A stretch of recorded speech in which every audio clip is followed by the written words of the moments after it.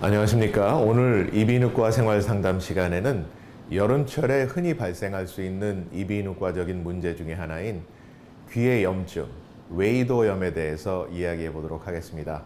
요즘 날씨가 많이 더워져서 가족들과 함께 수영장이나 바닷가 놀러 가시는 분들 많이 있으시죠. 이렇게 물을 많이 접함에 따라서 흔히 일어날 수 있는 병이 웨이염이기 때문에 오늘 웨이염이란 무엇이고 어떻게 예방할 수 있는지에 대해서 이야기해 보도록 하겠습니다. 네, 웨이염이란 우리 귀의 바깥쪽 통로와 고막 바깥쪽에 생기는 염증을 이야기하는데요. 영어로 흔히 swimmer's ear라고도 합니다. 왜냐하면 수영을 하거나 귀에 물이 들어갔을 때 흔히 발생하기 때문에 swimmer's ear라고도 하죠. 네, 지금 우리 귀의 해부도를 보고 계시는데요. 이 바깥쪽 귀 그리고 가운데 고막이 있습니다.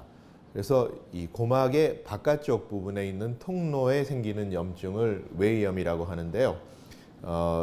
박테리아나 곰팡이 이런 병원균이 들어갔을 때 이 바깥쪽 귀에 있는 살갗이 부어오르고 염증이 생기고 또 심할 경우에는 고름이 생기는 것을 웨이염이라고 합니다.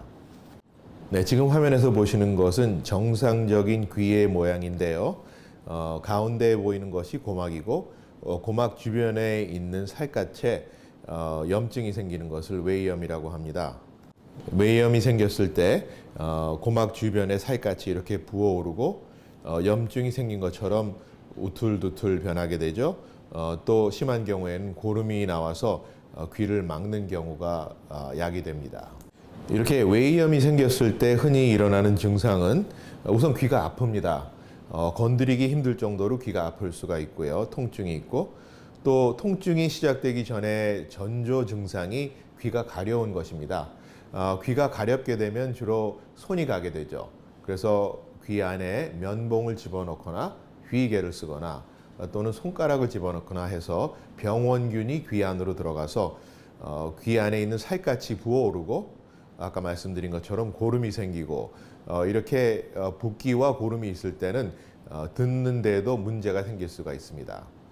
이 웨이염이 생길 수 있는 원인이 여러 가지가 있는데 그 중에서 단연 가장 흔한 원인은 귀 안에 손을 대는 것이 가장 큰 문제입니다. 목욕을 하거나 수영장에 가거나 또는 바닷가에 가서 물이 귀에 들어갔을 때 답답하기 때문에 여러분들 또 귀가 간지러울 수 있기 때문에 귀에 손을 댑니다. 그리고 물을 빼내는 과정에서 면봉을 흔히들 쓰는데요. 많은 분들이 생각하시는 것과 달리 우리 귀 안에 있는 살갗은 매우 연합니다. 그래서 면봉이 바깥에 있는 살갗을 건드렸을 경우 많은 상처가 생겨서 물과 함께 병원균이 들어가서 염증이 생길 수가 있죠. 다시 한번 말씀드리지만 여러분께서 이 면봉은 솜으로 되어 있으니까 부드러워서 괜찮다 생각하고 또 귀가 답답하니까 마르게 하기 위해서 면봉을 귀에 넣으시는 분들이 많이 있는데 사실은 귀에 물이 들어가지 않았다고 하더라도 면봉은 귀 안쪽으로 집어넣어서는 안 됩니다. 다시 한번 말씀드립니다. 귀 안에 있는 살갗은 워낙 연하기 때문에 특히 물이 들어가거나 또는 습기가 차서 부어올랐을 경우에는 더욱더 상처가 나기 쉽기 때문에 면봉을 집어넣어서 가볍게 돌려줘도 보이지 않는 작은 상처가 생기고 병원균이 들어갈 수 있는 그런 원인을 제공하게 됩니다. 또 지금 화면에서 보시는 것은 귀이개라고 하는데요. 귀지를 제거하기 위해서 흔히 한국인들이나 일본인들이 특히 많이 씁니다. 전 세계적으로 이 귀이개를 사용하는 민족은 제가 알기로 한 두 민족밖에 없는데 꼭 한국인과 일본인들이에요. 아까 말씀드렸듯이 면봉도 집어넣으면 안 되는데 특히 이런 귀이개를 사용하는 것은 매우 위험한 일이라고 생각됩니다.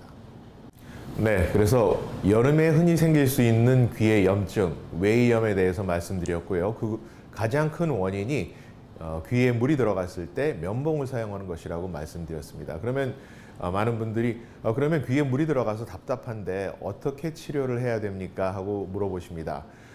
가장 좋은 방법은 물이 들어간 귀를 아래쪽으로 향하고 점프를 해서 공중공중 뛰어서 저절로 물이 흘러나오게 하는 것이 제일 좋은 방법입니다.